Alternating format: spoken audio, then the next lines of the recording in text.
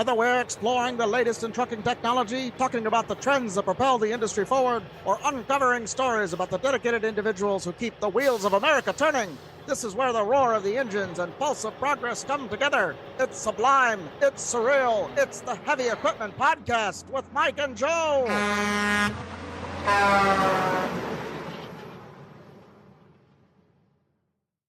Episode 4. Welcome, Michael. How are you? Doing good, Joe. How are you doing today? I'm doing all right. A little bit later than our usual shows, a little bit later recording. Not quite late enough for HEP After Dark, but that's coming soon. We'll be doing that in Las Vegas next May. But today, we're going to be covering the news, and there's a whole lot of really important news in the heavy equipment truck space. And I can't think of a bigger story than this. Cummins, Daimler, and PACCAR are going into a joint venture. They're spending $1 billion each. They're going to own it, 30. And, they're going to be making their own LFP chemistry electric truck batteries in North America. So this is huge because it's a lot of jobs. It's work in North America. But I think the most important thing is that you now have this huge, huge chunk of the industry that's basically going to be on standardized batteries, right? And it's kind of like building a product for AA batteries. You're not designing your own battery for your thing. You're just using an off-the-shelf battery. And that's just got to make this so much easier for everybody going forward. Well, it's what needed to happen. And I think it's awesome that you got 3. I'm going to sound like Macho Man. I heard 3 awesome. 3. Yeah. We're going to end up in the ionosphere. This is what's going to happen. No, but it's true. You've got 3 really 3 powerhouses of technology that are working on this. And I think it's amazing because you have to have this kind of collaboration. Otherwise, what's going to happen is, like we talked about earlier, the sustainability goes out the window and everything is just, I'm on my own. Look at what I've got versus everybody else. This is actually a move towards we're all in this together. We're all going to make this thing work and we're going to figure it out. I think we have to. And as a fleet manager, I'm looking at this going, well, okay, well, now this has legs. Like, this is moving. This is something somebody believes in. This isn't some guys rewiring a bunch of old welders into the back of a semi truck in somebody's garage. Well, that's happening too. But that's happening too. We'll talk about that in episode 90. Yeah, episode 90. But I mean, I just love this. So, I'm looking at this and I thought of you when I was writing up this article because I got the press release a couple days ago. That's nice. Of course, I always think of you, man. But, I was looking at this thinking, imagine if you had like a Western Star hauler, you had some kind of Cummins generator or some vehicle that was using the Cummins powertrain. You had a couple of Sprinter vans out there that were running parts back and forth, and they all used the same battery. You could store one of those batteries, keep that in inventory, and if any of them had a bad battery or a light went on or whatever, you could swap the battery out and then submit the battery for warranty and keep going. Yeah, you wouldn't have to order some kind of specialized part. Cummins is back ordered, but Daimler can get the battery, but it's not going to go into the thing. I just love this kind of standardized stuff. And you said it perfectly. We're all in this together. We're moving it forward. But at the same time, you got to look at what Nikola is doing. You got to look at what Tesla is doing.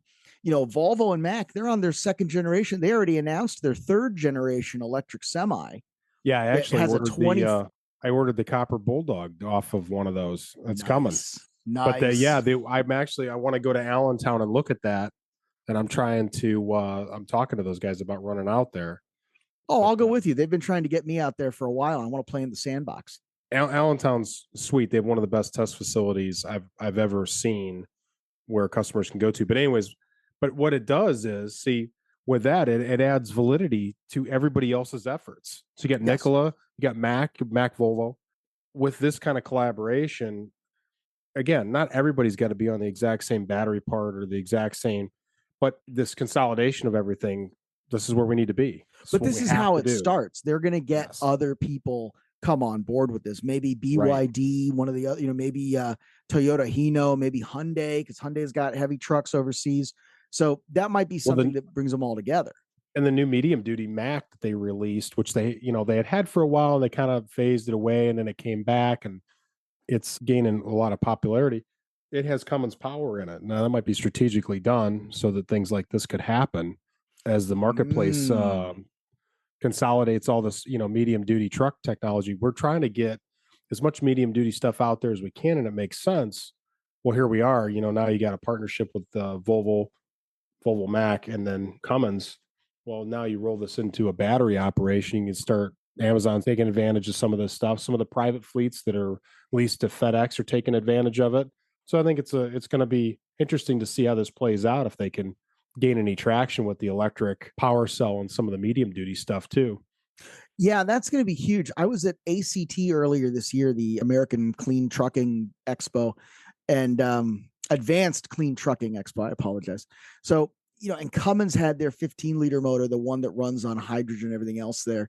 But I did see a couple of medium duty vehicles that were running electric, and they were running this Cummins Accelera battery. So I'm wondering if this is just going to be we're all going to use this Accelera battery, or if this is going to be something different, a little bit different operation. And time will tell. So what they've done is they've basically signed an LOI, a letter of intent. They've got the agreement going. They need to get it passed through government. There's got to be some kind of approval here that they're not a monopoly, right? Because they represent such a huge percent of the market. And I think what they're going to show is, look, you've got Tesla projecting that they're going to have 150,000 semis on the road in the next 5 years. You've got Volvo's sales projections saying we're the only ones right now who have a second generation truck that can go.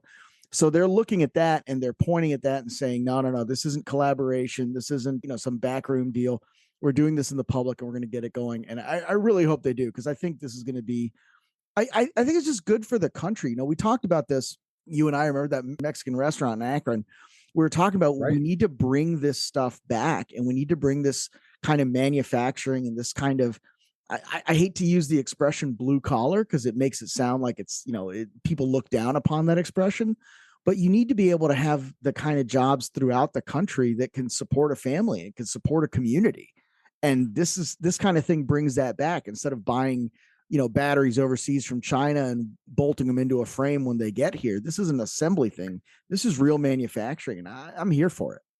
Well, look at what we're doing with, Ford's got they're investing billions of dollars in North America right now. You've got the Intel plant, which even though it got scaled back, that project's going up. Again, more work for for North America. You got companies like Volvo Mac, and then now you got Cummins and that. They're just constantly reinvesting in North America, which is amazing because this is where we need it. This is where we need it. We need it here because for us to continue on this march for everything that we're doing, we have to have the jobs. We have to have it here where people want to have it sourced. It also makes it available for any kind of federal public works. So Yes. if you're gonna be selling to anybody that's federal and they demand a U.S. source product, you have that going for you. This isn't easy to do, and you got to give them a lot of credit because, like you said, they're investing billions of dollars in this. They're bringing it here. They could just as easily having some village put this stuff together, which years ago was some of the big business model, which like we're going to find the cheapest labor possible and tell them what to do, and they're Well, just going that's to why do you're it 3 million getting times. right. That's how you got, whatever they called it, the Ford Transit that was being sold in the US, that was being built in Turkey, was Yep. being shipped over with no seats to avoid the chicken tax. And then they were putting seats in it that were made in Alabama or something. It was real weird. And it was all done to save a couple pennies here, a couple pennies there. And then, we had a ship go sideways in the Suez Canal, and that took everybody's just in It's time out. parts. Well, it's out now, but yeah, it took everybody's No, but I'm just saying in it took time us out. delivery. That's We were exactly it. down. We were down. One ship went sideways and billions of dollars went And you saw away. what they were digging it with. It was just a couple shovels and some spoons. They're out there with these little excavators trying to get the tail of this thing moved out. They're trying to go hard to port. It ain't going to happen. Well, the thing But that was so crazy was you were looking at those videos of I think it was called the Evergreen or something. It was just so massive. And you're looking like, what is that little yellow speck under there? It's like an excavator the size of your house, but it just looks like yes, nothing next to the ship. exactly. One thing we could do a whole segment on the Mac LR. The Mac LR is really cool. 100% electric. It's got 42% more energy than the standard 376 kWh. So, you put this thing in a trash compactor scenario, some kind of a recycling thing in your neighborhood. This thing's gonna cruise around. The only thing you're gonna hear it do is clanking the bottles and stuff as it dumps the trash into it. Yeah, that's it. Or if you have like a hydraulic on the arm, you'll hear that hissing and whirring every once in a while. But even that, you're not going to hear the brakes like you used to because it's using regen braking. It doesn't have that loud hissing, squealing brake thing. Yeah, and listen to this. The other thing that they got that's really interesting about this is they put 2 AC motors in there to provide 536 peak horsepower. The thing about 536 peak horsepower, that is more than what the Pinnacle product that they sell makes with the conventional Mac engine in there. So, and it makes it at 0 RPM, instantaneous. It's instant. And that's what a lot of people I don't think realize is that when you're talking about electric and you're talking about what this can do, you're exactly right. You need power and torque from 0 to get moving. Right. It provides it now. Yeah. You're not trying to wind the thing up. You're not, you're not scaring the neighbor's dog off the front porch. You just got it. It's going to quietly move around. It's very interesting. It's very interesting. No, it's going to be really neat. We have one of those, LRS has one of those here in Chicago, and I'm convinced that it's going to eventually kill me because I just walk right into the alley because I don't hear it. That arm's going to grab me and launch me into the back there. It'll be last you ever hear of me. I don't know. Episode 17 live from the back of the dumper. I hope I'm not going into the incinerator, boys. No, it reminds me of Terminator when they time travel and the guy's out there dumping trash with the old international thing, and it won't start, and his orb appears out of nowhere. That's what Mac's trying to do. They're trying to bring the Terminator. Anyway, so we want to see Arnold in the nude again. again. Yes. Yeah, that's let's hope that's CGI now because it's been a while. Well, I think stuff's a lot lower than it used to be. Yes. I think that can be said of all of us. Oh my gosh. Anyway, a similar front, we're not going to talk about, green stuff and hippie tree hugging nonsense the entire show, but this one is also interesting at the same time that Cummins, Daimler, and Packard are doing all this. I always want to say Packard Kenworth. I don't know why. I know that that's a brand of theirs, and I shouldn't say that. It's like saying Ford Lincoln all the time, GM Cadillac or whatever. But yeah, Packard Kenworth, get over it. Peterbilt's upset. Pete's going to show up, kick your ass. You know what, man? And I know Peterbilt builds great trucks, and I love them, but I don't know, man. The Packard Kenworth just has a nice ring to it. Well, you know who put Kenworth on the map? Burt Reynolds, Jerry Reed, Smokey and the Bandit. Oh, that's everybody knows what Kenworth is from that. I want to ask you this, and this is a serious trivia question. I do not know the answer, but you know the answer. Possibly. What kind of truck was the Pork Chop Express? Oh, it was a Freightliner, classic, conventional, yeah, like a mid '80s. Actually, that truck's for sale in Europe. The owner, I know, but they're trying to sell big money. Yeah, it's big money to move it over here. But that would be cool to come rolling down through. Find some old, there's not a lot of guys who roll that thing down Chinatown, jam it into some alley. The Wing Tong are here. China is here, Mr. Butt. You just listen to the old Pork Chop Express here now and take his advice on a dark and stormy night when the lightning's crashing and the thunder's rolling and the rain's coming down in sheets thick as lead. Just remember what old Jack Burton does when the earth quakes and the poison arrows fall from the sky and the pillars of heaven shake. Yeah, Jack Burton just looks that big old storm right square in the eye and he says, "Give me your best shot, pal. I can take it." That's amazing. So the Pork Chop Express, if you don't get that reference, you really don't need to be listening to this show. You should go find another show that you'll enjoy. If you don't get it, the minute you Google it, you'll know exactly what we're talking about. Yeah, exactly. But I think it's just wild to think of all these really classic trucks that are in movies. We should do that. We should do famous trucks of movies, right? We're going to do the Green Goblin from Maximum Overdrive. Optimus Prime, the old Freightliner FL86 cab over, the original Optimus Prime. The original, yes, was a Freightliner as well. Yeah. That's right. Yeah, cab over. Well, you know what? Cab overs, you can't make fun of those things. Maneuverability, it's the size of a small Manhattan apartment. You right there, you got the doghouse next to you. You can eat dinner. You can put a tablecloth over top, lean up against it, put your shoes on. Man, we're never going to get to this Toyota news. I really want to get have you ever seen I know you have, I think they're called the NRs. It's a little Isuzu cab over diesel medium duty. Oh yeah, the NPR. The NPR, that's it. Yeah. Yeah. Yeah, when you tilt the cab forward out in your, when you're working on it, it looks like a bunch of cows grazing. That's exactly it. I had one of those as a rental that I was pulling no, we had the John Deere Gator up at Margaret's. So we had the Gator and we put it into the back of this thing because we had to get it to the dealer. So we rented this, whatever U-Haul Penske operation was up there up in Wisconsin. And we just pulled this thing into the back of the box and drove it to the dealership. And I loved this thing, man. Like, I kind of want one. Their maneuverability is second to none. And the fact that makes Isuzu, a very strong leader in that part of the market is that they never break down. You should see it. These guys beat these trucks up and down the road all day long. Well, it's a Duramax. Well, then before that, they had the Isuzu powertrain in the NPR. And then, GM had those trucks are phenomenal. And there was something else too that I was looking at the other day. A bunch of landscapers had them, and they had them way overloaded, and they were creaking and groaning going down the road, but it was still doing it. And these are from the 90s. Oh yeah. Yeah. No, those Isuzus are great little trucks. But anyway, well, actually, it's funny. We're talking about Isuzu because GM and Toyota both have a stake in Isuzu, and Toyota finally has their hydrogen plant up and running at Port of Long Beach. So the seawater's coming in. They're electrolyzing it. How's this working? So they got the seawater coming in.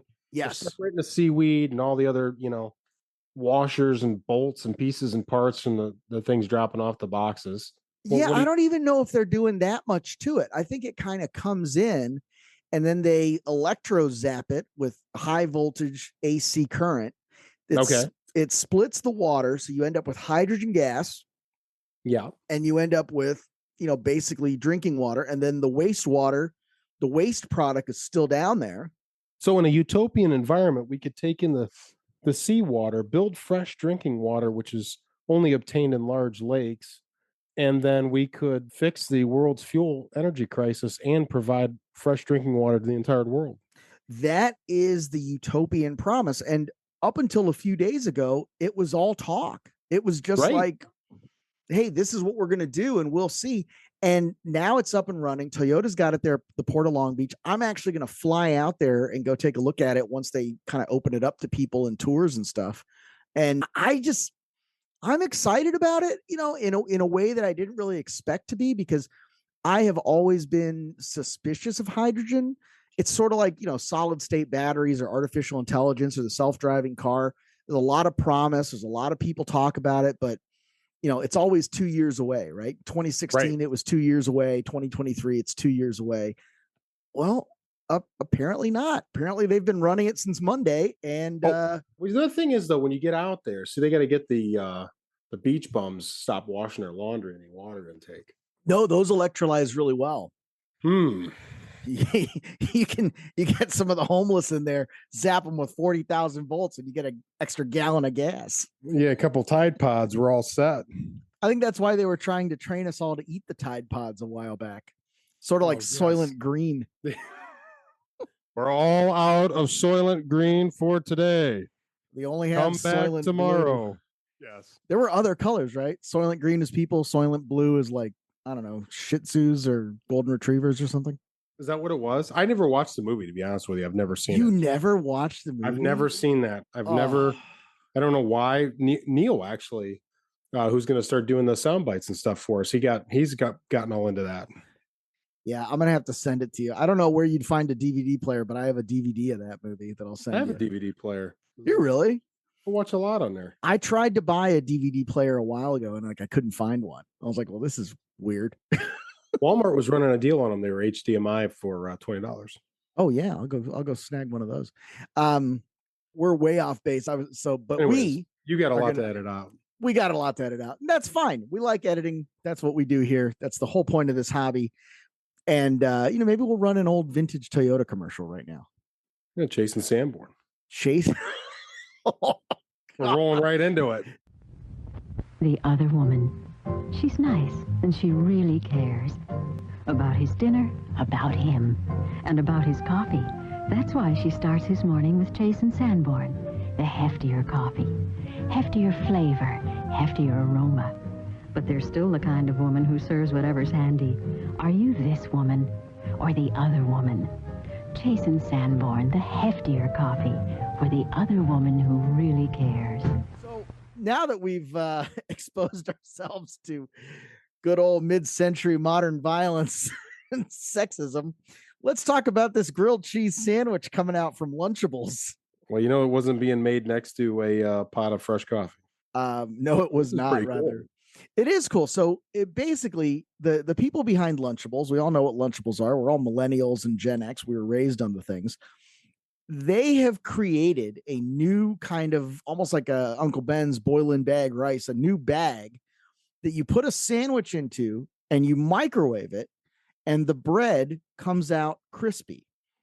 And I know this is a stupid thing, and it's weird that we're talking about it on a heavy equipment show, but we have talked time and time again about how horrible the food choices are out there, how hard it is to find decent food. And if all of a sudden you can make yourself a decent, halfway healthy sandwich, whether it's grilled cheese, ham and cheese, or whatever, in the microwave, that some of these trucks have a microwave in them. Yeah. You can now have decent food. You can pack yourself something decent, eat a little bit healthier on the road. I think that's hugely important. Well, it is. And that's exactly what I was just going to say is that, we've been talking about food choices, and here's something that this technology, if they have it, it's called 360 crisp. So they use a strategic venting and various heat points. And then that way they can ensure that it's cooked and it's crispy. And, when you pull it out there, you get toasted bread.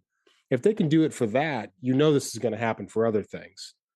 And so this is the tester.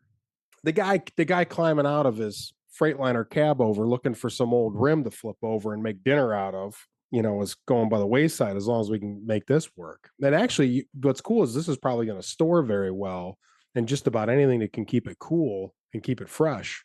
If you're out on the road for the week or 2 weeks or whatever, it's like MREs. You just fill up the sleeper full of them and eat your way in and fall asleep. Yeah, that's exactly what it's going to do. And then you'll be able to have, again, there's going to be variations on this, right? Like when the Lunchables first come out, it was just turkey and cheddar, and then it was ham and American and this and that. There's going to be variations on this. There's going to be ham. There's going to be making your own hummus with these things. You're making your own hummus. You're sitting there and you're stirring all this up.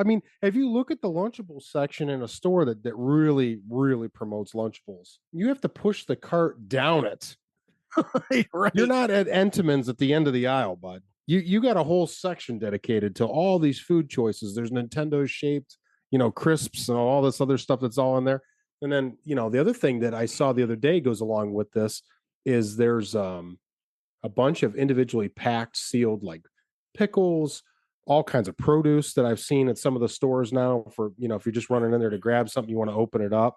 These are other good options that can also be available on the road. Just got to get them there for people. So they go in, it's like, oh, this is cool. I'll eat this and go through there.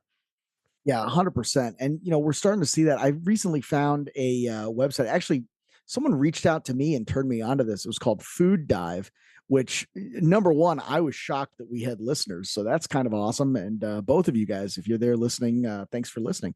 Yeah. But they turned me onto this. And there's a whole section there called Food Tech.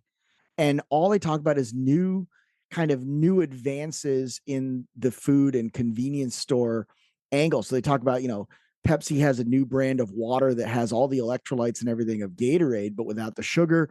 I think that's awesome because it's hard to stay hydrated and just drink water all the time when you're on the road like this. Coca-Cola is coming up with some new flavors that are based on artificial intelligence. There's no way that's going to end up positive, but no, we're all going to end up looking for the city of light. That's exactly. Oh my God. I'm sure the Coca-Cola company, when merged with Pepsi, and they bring all production of anything that's drinkable with AI technology under one roof, that could never go bad. Wow. I think Coca-Cola, we could go down to Atlanta, Georgia, and we could talk to them about their packaging creation and talk about maybe some more sustainable ideas for guys on the road. Well, we definitely need to do that. And I think, we keep coming back in all to seriousness. This. Yes. No, but this is a real real issue. Look, the trucking industry has a massive labor shortage, and it is not just behind the wheel. It is people behind the wheel, people working at the docks, people working on the cranes, people It's everybody involved. Everybody involved. You get the people stuck at the desk who are trying to figure out what loads and how they're going to dispatch people. It's everything. It blue collar, white collar. It's everything. Nobody wants to be a part of this real business. To me, I have this friend of mine, Dan. He turned me on to this idea. I asked him what he did, because it's, we're Americans. Eventually, when you're getting to know somebody, you say, what do you do for a living? You always, that's just a standard request. It's a standard, it's a standard byline. So what do you do? Yeah, exactly. I got to tell you, you never asked me what I did, which I really appreciate. But again, I think you already knew. But I don't want to know. I think I like knew this guy brings enough knowledge with him right to the table. I don't want to know where he got it from. Do you see the way this guy rolled a pizza up into a burrito and just ate it? That's incredible. We don't have that kind of technology. We need to hire this man. No. Just hold that away from the turbo. That's all we need. You don't need that. Hold that away from the turbo. We don't need that. We don't need that thing to suck up a pepperoni, destroy a $30,000 engine build. Oh, hey, I'm sorry, man, but did you see how they curled up into those little cups? I love that. That's how you know a quality piece of roni. Why are we like this? I swear. You know why? Because we're recording late, but that's okay. It's going to be. Actually, this is better. I think we just go. I think this is better. We just keep going. We'll do these at 2 a.m. Yeah. So heard the Johnson rod was in there. Complete ridiculousness and insanity. It would be. But anyway. So interestingly enough, as we're talking about these food choices, I do have a contact at Love's now who's going to talk to us. So we'll be getting them on. We got to figure out how to have guests on the show, especially at 2 a.m. Well, I think we just invite them. They get a couple time slot options. We got all kinds of stuff going on. It's like, well, you get HEP in the morning, HEP after lunch, and then you got HEP after dark. Just keep hitting the beeps. Just keep hitting the beeps. Beep. Yeah, the last one had 11 beeps. That upset me. That wasn't too bad. Oh, it's fine. We'd still be on NBC. We could still be on NBC. We'd be on USA Network with full frontal nudity. Frames. I feel like David Letterman. I just flipped the mic and is this thing on? What are we doing? Paul Schaefer. Yeah. We are getting to an age where the Pork Chop Express, Paul Schaefer, and David Letterman are not universally known figures. There are grown adults who were in grade school the last time David Letterman was on TV. Oh, I know. And then, I said something the other day, referenced Johnny Carson, and a young mechanic looked at me and he goes, "What are you talking about?" I literally threw my phone up onto the counter and walked away. I said, I don't know. I said, I said, I'm going to put together a list of required watching. It's going to take exactly 10 years nonstop. And you are going to get caught up to where we need you to be. Listen, exactly. If you can't do this, you're never going to be management. That's right. But there had to be stuff like that from our parents, right? That we just never understood. Like, I don't know. Like, I feel like I was forced to watch Lawrence Welk, Paul Anka, but I think it was forced upon me whether I wanted it or not. Well, dancing in the rain, walking in the dark, holding hand in hand. That's the way. That is the way. Just remember, Ginger did everything Fred did except backwards and in heels. That's right. So anyway. Anyways, what were we talking about? We got way off track there. I don't know. I think we're still talking about Isuzu NPR. No, we're talking about electrifying the luggage carriers at the airport. Oh, that's right. The reason, actually, this segues really good into it, because a lot of the tuggers that are used at the airports, they're old. Like, a lot of that stuff has been around for many decades. Yeah. They never break down. And when they do, there's really not a lot of good options. I was on a flight one time and I was flying up from North Carolina, and I was sitting next to a guy that sold those. He had retired. So I'm talking to him. He's like 40, 48, almost 50 years old. And I said, "You retired?" He goes, "Yeah, I sold all of those east of the Mississippi. My other counterpart sold them in central US, and the other guy sold on the West Coast." He goes, "They never break down. We never have any issues with them. And we all retired because we sold them to everybody." And the point of that is, they're aging to a point where they're gonna need work. Yeah. So if they have a sustainable option like this, and then you can put an electric cell in there, we call it whatever you want to do. This is amazing because you can charge the thing anywhere in the airport. But we talked to the guys from Wave. They could put the embedded charging right into the concrete out there as the thing's going around. That's right. And they put it right there at the gate. Further, they stop it at the same spot every time, and it's just getting a little bit of juice while it's there getting loaded and unloaded, and it's more than enough juice to go from there back to the terminal, back to the next airplane. They never have to stop this thing. And then, okay, so then get the technology involved that Caterpillar's working with across the globe now in mining, and you could get the thing where it autonomously just works itself back and forth to these checkpoints that are located off the Wave platform in the concrete. Next thing you know, this thing's literally, unless a pilot comes cruising in, at 55 mile an hour with one too many, rum and cokes before he lands. None of this is going to have an issue. In the Admiral's Club for 6 hours delayed, comes out staggering to the cockpit. Well, right. Yeah, he's like, wait, we lost the motor. It'll turn up. Like we've lost engine 4.